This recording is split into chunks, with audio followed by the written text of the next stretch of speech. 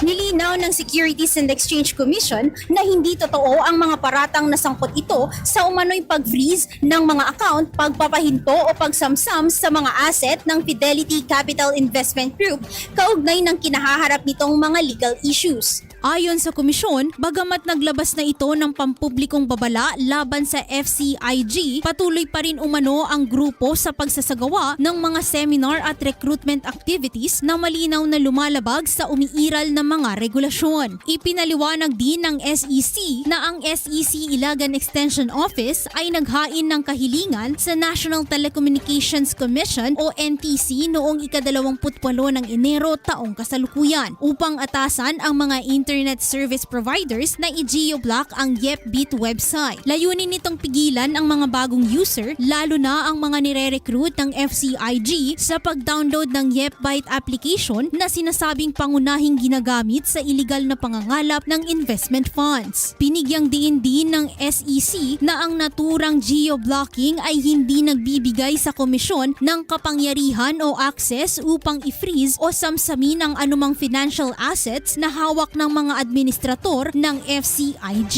Dagdag pa rito, sinabi ng ahensya na wala itong record ng anumang koordinasyon o konsultasyon mula kay Larry Dizon at nananatiling may bisa ang kasalukuyang cease and desist order na inilabas laban sa FCIG. Para sa IFM News, ako si Idol Zarina Franco. Idol! IFM News.